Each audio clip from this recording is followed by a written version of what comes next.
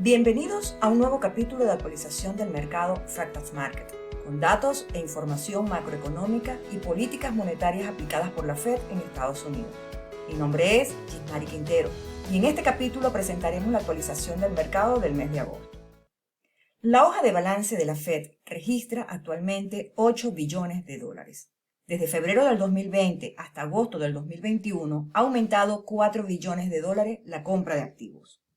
El porcentaje total de la deuda pública versus el PIB actualmente se encuentra en 127.65%. El indicador NFCI, National Financial Condition Index, se encuentra en un nivel similar anterior a la crisis por cierre de emergencia COVID-19. Se encuentra en menos 0,68. La tasa de interés se encuentra en un rango entre 0% y 0.25%. La tasa de inflación se encuentra ubicada en 5.37%, muy superior a los objetivos de la Fed. PMI registra 59.50. Después del mínimo de la crisis por cierre de emergencia COVID-19, logró una rápida recuperación a niveles registrados antes del cierre de emergencia. NFP, Non-Farm Payroll, se encuentra en 938.000. El empleo en Estados Unidos ha presentado una recuperación lenta pero sostenida. Desde el cierre de emergencia había registrado una caída de 21 millones de empleo y hasta julio del 2021 se tiene un déficit de 5 millones de empleo. Aún, el dato de empleo no se encuentra en los niveles que se tenía antes de la crisis por cierre de emergencia del COVID-19. La tasa de desempleo se encuentra ubicada en 5.40%. En la crisis por cierre de emergencia COVID-19 alcanzó un máximo histórico de 14.80%.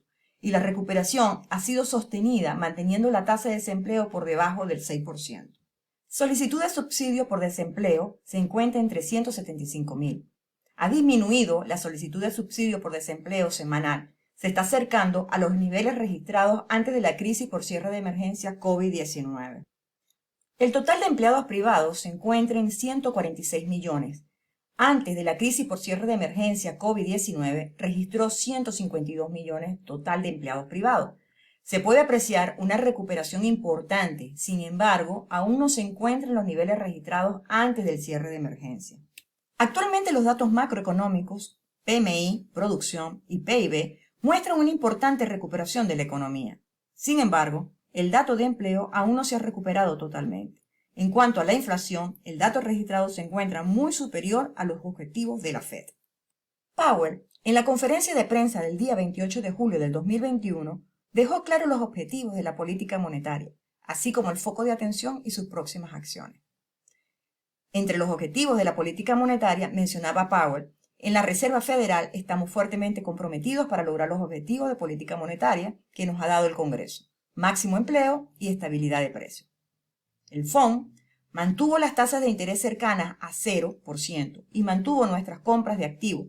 Estas medidas, junto con nuestra sólida orientación sobre las tasas de interés y nuestro balance, asegurará que la política monetaria continúe apoyando la economía hasta que la recuperación sea completa, decía Powell.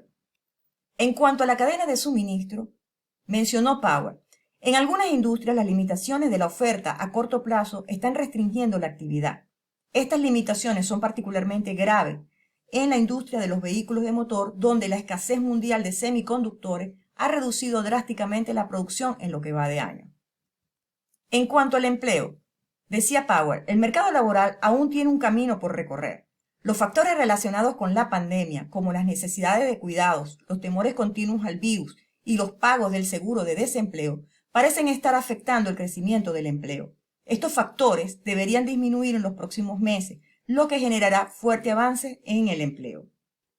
En cuanto a la inflación, mencionaba Powell, la inflación ha aumentado notablemente y probablemente se mantendrá elevada en los próximos meses antes de moderarse.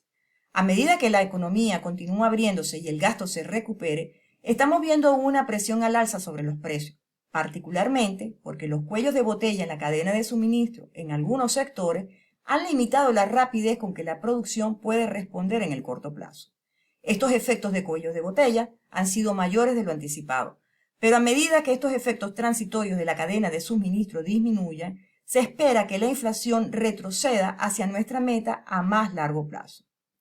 El proceso de reapertura de la economía no tiene precedente, al igual que el cierre al inicio de la pandemia.